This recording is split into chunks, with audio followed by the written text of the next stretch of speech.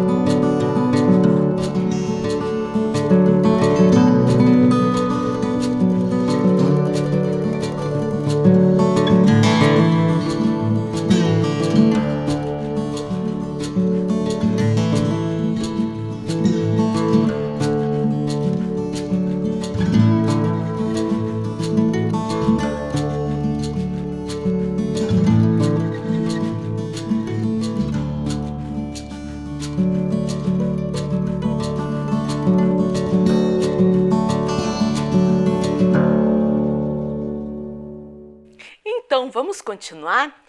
Nós vamos começar falando das casas na atualidade. Vamos falar da sua casa, da casa dos vizinhos, que são aqueles que moram na mesma rua que você. Vamos falar de casas em outros países, em outras épocas da história, certo? Agora me conte, por que a gente precisa, por que a gente necessita de uma casa? Você sabe? Porque a casa nos traz proteção e abrigo. Proteção contra a chuva, o vento, o frio e até o calor demais, né? E como são as casas do lugar onde você mora? E quem moram nessas casas? Olhando as casas da sua rua, como elas são todas iguais ou são diferentes, né? A gente vai ver que tem casa grande, tem casa pequena e depende muito da condição social de cada pessoa para a construção e manutenção dessa casa. Você sabe quais materiais foram utilizados para construir as casas da sua rua? Se a gente for ver, tem vários materiais. E é isso que a gente vai começar falando agora. Diferentes tipos de casas e quais materiais eles foram usados, certo? Essa casa aqui, que materiais será que foi usado para construir essa casa? Se você falou tijolo, cimento, acertou. E sabe como que a gente chama a casa que é construída de tijolo e cimento? Casa de alvenaria. Olha, estamos aprendendo uma nova palavra, certo? Vamos ver outra? E essa casa? Essa aqui está bem facinho. É uma casa de madeira, né? É uma casa que tem um custo menor do que uma casa de alvenaria, né? E ela é feita de madeira, é claro, né? E essa aqui? Aqui tem vários prédios, né? Os prédios também são feitos de alvenaria, só que eles precisam de uma construção mais resistente para aguentar o peso, né? Então, além da tijolo, cimento, ele precisa de muitos ferros. Essa daqui é uma casa que a gente vê bastante na nossa cidade e não sei se você conhece o nome dela. Se chama meia água. Que estranho, meia água. Por que meia água? Porque ela parece a metade de uma casa. Só tem de um lado, ela tem até o telhado inclinado, né? Isso parece que a casa foi cortada ao meio, mas tudo bem. E ela pode ser feita de vários materiais, como madeira e alvenaria. E essa outra aqui? Essa é uma casa bem diferente, pouco vista aqui em Curitiba, né? Essa casa se chama Casa de Pau a Pique e a construção dela é bem interessante. Ela é feita de madeira, de bambu, que é um tipo de uma planta, entrelaçado e no meio é colocado barro, diferente, né? E esse tipo de casa? Essas aqui são as palafitas. Elas são construídas em cima de lugares que tem água, lagoas, lagos, rios.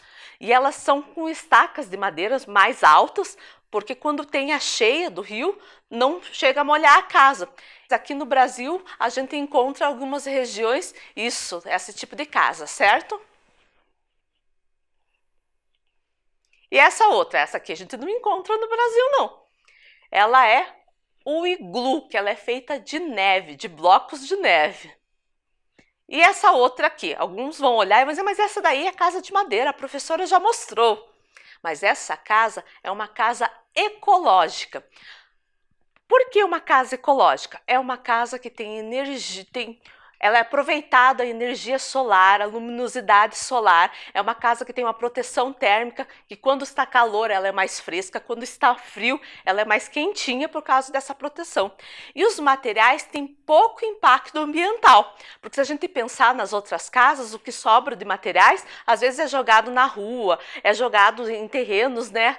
E isso acaba causando um impacto, né, no meio ambiente. Essa não, eles diminuem para ter o menos impacto, para preservar mais o meio ambiente. E essa outra também é bem diferente. É uma casa de container. Você vai dizer, mas container, professora? O que é a container? Alguns vão saber e outros não.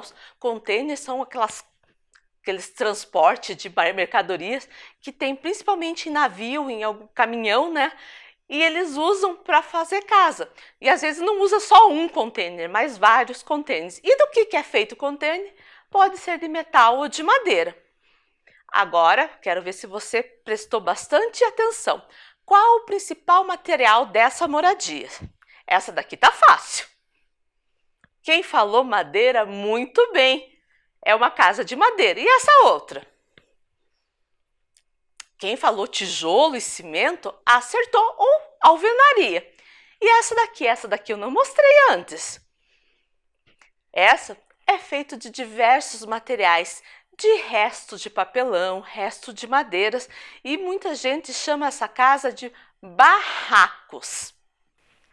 Então, o barraco é uma construção simples com instalações precárias. Algumas pessoas falam que barraco só tem em favela, mas são construções que tem em várias partes do mundo.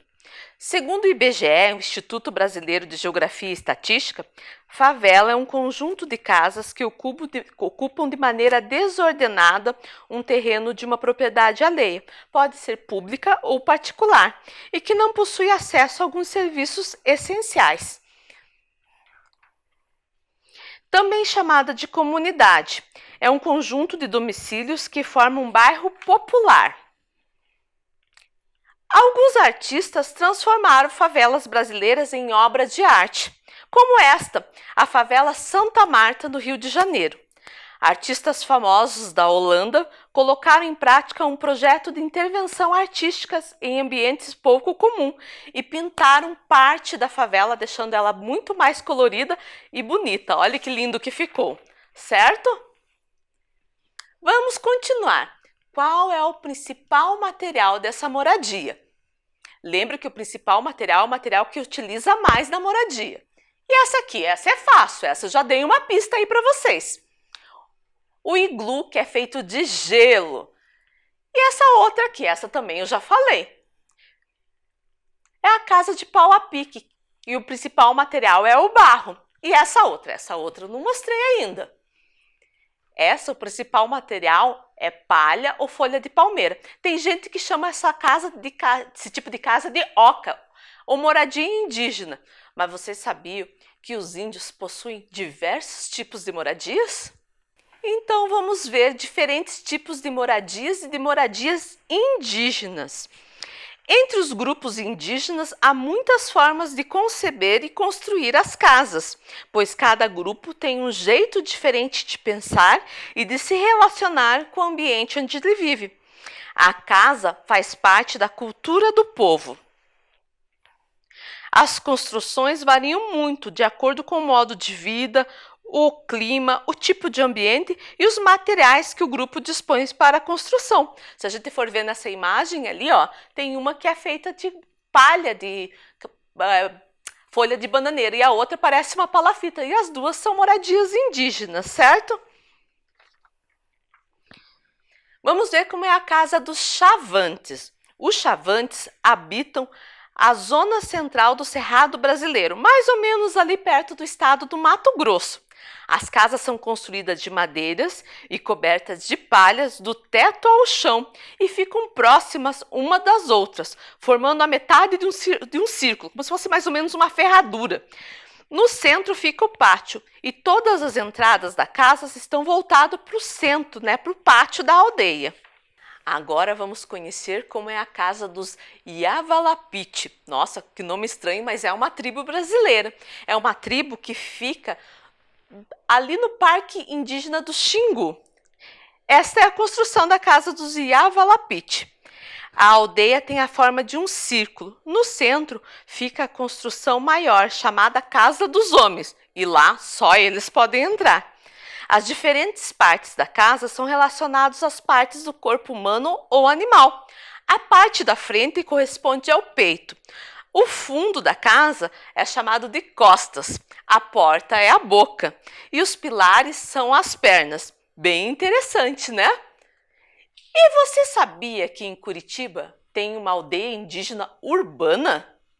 Não sabia? Vamos conhecer? Essa aldeia moram 35 famílias. É a aldeia Cacané-Porã, que quer dizer fruto bom da terra. As casas não são feitas nem de palha, nem de madeira, mas de alvenaria, e elas ficam em círculo, em volta de uma praça central, onde tem uma oca de madeira. Tem famílias de 3 etnias. Tem famílias dos Chetás, dos Caigangues e dos Guaranis, certo? E será que todo mundo possui um lugar para morar?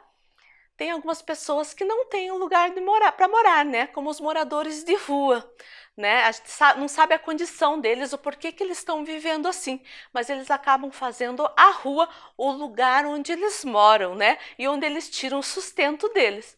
Então, como resolver o problema da falta de moradia no Brasil? Uma das ideias são os conjuntos habitacionais. Eles foram criados para ajudar a solucionar o problema da falta de moradia. Uma habitação que pudesse ser popular e com custo menor, para que a população pudesse comprar a sua casa própria. E aqui tem uma curiosidade: a Vila Nossa Senhora da Luz, que fica no bairro do SIC, na cidade industrial de Curitiba. Foi o primeiro conjunto habitacional do país e de Curitiba, é claro, né? As casas começaram a serem construídas em 1965, ou seja, 55 anos atrás. E olha como era antigamente, certo? E vamos ver como ela está agora. Antigamente haviam mais casas. Hoje, além das casas, tem vários comércios. Tem lojas e até pequenas indústrias, certo? Agora você vai observar as habitações próximas à sua casa, da rua da sua casa. Eu quero que vocês observem de que tipo de material que são feitas essas habitações. Como que são as casas? Você vai escolher uma casa e vai desenhar no seu caderno, certo? Não esqueça de colocar o nome do dono da casa. Esse dono da casa pode ser um vizinho, uma vizinha, um amigo, uma amiga, certo? Então, lá no seu caderno, escreva uma casa da minha rua e daí você vai desenhar e escrever o nome desse vizinho, certo? Eu vou dar um tempinho aí para você realizar essa atividade.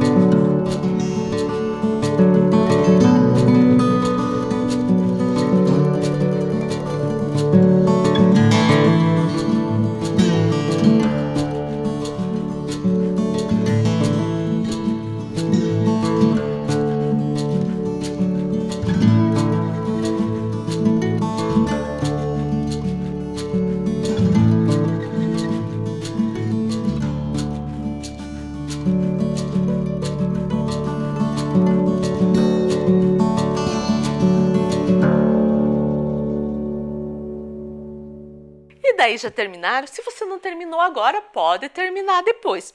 Agora a gente vai falar um pouquinho sobre uma curiosidade sobre o moradia. Quem já ouviu falar na casa na árvore?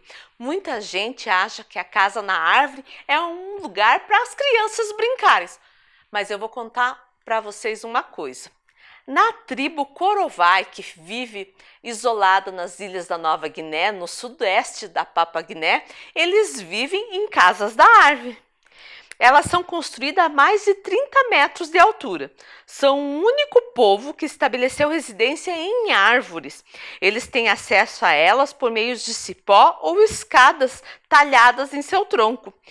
E como já não fosse difícil morar tão alto assim, eles têm um agravante. Eles não possuem muitas ferramentas, não. Eles fazem tudo com as próprias mãos. Interessante, né? Agora nós vamos ver as moradias em diversas partes do mundo. Como que é as habitações na China? As habitações da China são retangulares. Os telhados são encurvados e as cores são bem inesquecíveis, bem diferentes. É assim que era antigamente da China. Alguns lugares ainda têm essas casas, mas hoje em dia está bem diferente. A China transformou sua paisagem ao longo dos anos e trouxe elementos modernos para suas cidades. E na África? Na África tem vários tipos de habitações. Eu trouxe aqui duas. Algumas aldeias utilizam as pinturas murais nas casas. São desenhos em cores vibrantes ou motivos étnicos. Que fazem esses desenhos são as mulheres. É uma tradição passada de geração a geração. Então a mãe ensina a filha a fazer esses murais nas casas. Muito bonito, bem colorido, né? E as casas-barcos no Vietnã? São casas flutuantes de pescadores. Ficam uma ao lado da outra, formando uma vila sobre as águas. E o legal é que, além de casas, eles têm comércios, têm loja e têm até escolas para as crianças que vivem nesse lugar. Então ali a gente vê uma de uma casa barco sozinha e outra de uma foto aérea com todas as casas uma do ladinho da outra em volta de uma ilha. Bem interessante. E as tendas árabes? Elas são feitas de tecidos, varetas de madeira, na maioria das vezes. e são facilmente montadas e desmontadas, se adequando à vida nômade dos povos dos desertos. É que eles mudam muito de lugar, por isso tem que ser uma casa fácil de montar, desmontar e levar de um lado para o outro. Já vimos então as habitações em diferentes partes do mundo e agora a gente vai ver as habitações na história, como que eram antigamente. Nas cavernas, os homens pré-históricos não tinham casa para morar. Eles descobriram então que as cavernas e grutas podiam abrigá-los da chuva, do frio, do sol e até de animais perigosos. No Egito Antigo, o tamanho e a qualidade do material usado dependia da classe social a qual a família pertencia. Os palácios, as casas dos ricos, eram feitos de tijolo e as pedras para servir de base para as colunas. No telhado, eles usavam madeira. Já os mais pobres utilizavam madeira e juncos de papiro para construir as casas. Na Grécia Antiga não havia residências luxuosas. As casas gregas eram bem simples. A beleza era reservada aos templos e monumentos erguidos em honra dos deuses. E em Roma, na Roma Antiga, as casas continham quartos, salas, jantar, cozinha, como é hoje em dia. Mas elas também tinham espaços especiais. No centro das casas ficava um pátio ao ar livre com um jardim bem bonito. Agora vamos falar um pouquinho das habitações das obras de arte. Olha esse quadro, que lindo! Esse quadro é da Tarsila do Amaral. A Tarsila do Amaral era desenhista, pintora e tradutora aqui no Brasil, né? Ela já faleceu, mas ela deixou uma série de obras. Esse quadro se chama Mamoeiro. E ele foi, quando ela começou a desenhar, né, a pintar ele, ela estava pensando quando começou a ocupação dos morros. E ela mostra assim uma vida simples. Olha lá o que você pode ver ele. Além das casas, né? A gente vê ali as roupas no varal, vê as pessoas passeando, como se fosse uma vizinha visitando a outra, a mãe com os filhos, né? E sem contar os desenhos das plantas, né? Há bastante árvores e chama mamoeiro porque tem ali um pé de mamão do ladinho, certo? Vamos para outro? Essa obra é de Guido Viário. Guido Viário foi um artista que nasceu na Itália, que morou em Curitiba, né, e já faleceu também. E ela é bem interessante, porque essa aqui retrata Curitiba antigamente. O modelo dele foi uma paisagem curitibana. E olha lá, quantas casas aparecem, e olhando bem dá até para ver de que materiais que elas foram feitas, né? E isso, foram feitas de madeira. E o que me chama a atenção também, que lá no fundo aparece a igreja, certo? E as crianças brincando. Eu até fico pensando, será que essa paisagem não tinha alguma escola por perto para ter tantas crianças? E agora nós vamos ver uma escultura de Joaquim Santos. Ele não é aqui brasileiro, ele é de Porto, de Portugal. E é uma escultura feita de quê? Qual material será que ele utiliza? Isso, ele utiliza pedras. E como a gente não conhece, eu não conheço muito de Portugal, eu fico imaginando da região onde que ele mora, será que as casas são assim, feitas de pedras dessa maneira? Bem bonita a escultura, certo? E onde você mora? Me conte um pouquinho da sua casa, da sua rua. Você mora em casa, mora em sobrado, mora em prédio, mora num condomínio habitacional? Sabe como que você vai contar isso para mim? Fazendo uma dobradura. E quais os materiais que a gente vai utilizar? Metade de uma folha de papel sulfite branca ou colorida, uma tesoura, né, para cortar metade da folha, canetinha, lápis de cor ou giz de cera. Então vou esperar você pegar esses materiais.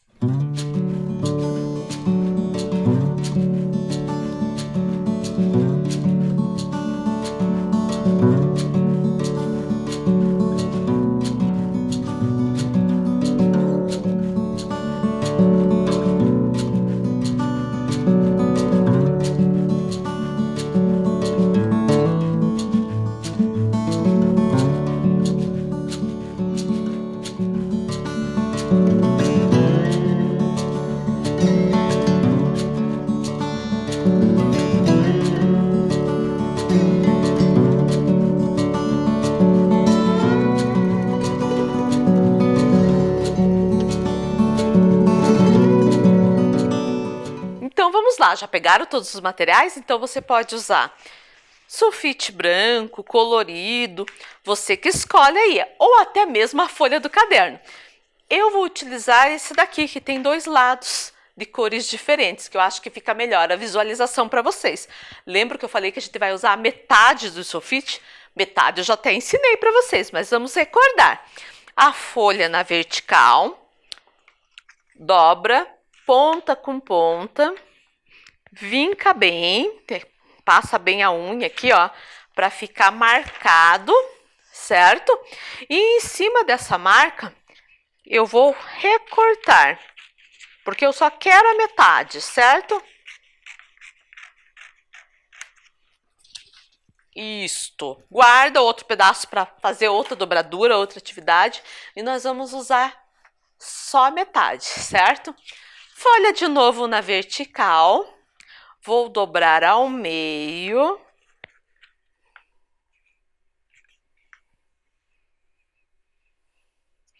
Certo? E agora eu vou pegar um ladinho aqui e vou puxar pro lado aqui, ó. Vou dobrar.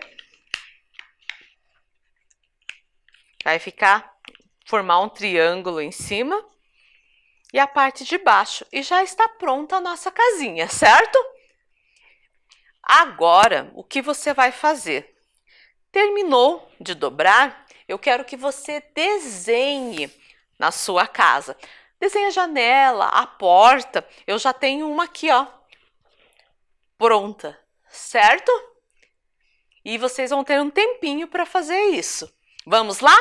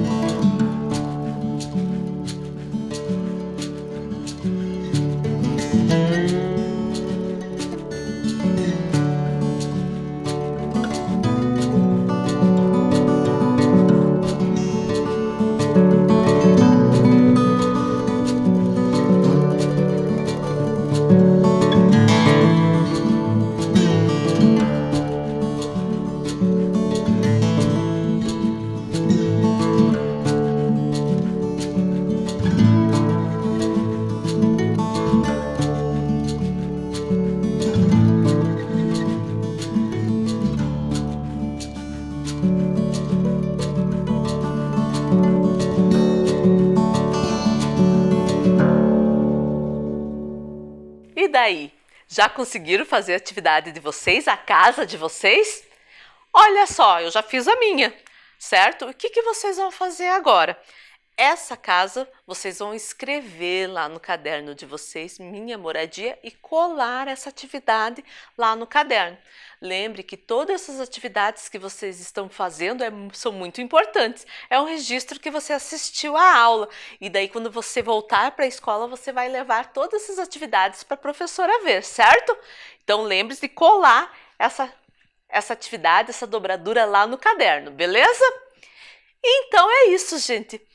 Terminou a nossa aula, nos vemos semana que vem. Tudo de bom e até a próxima!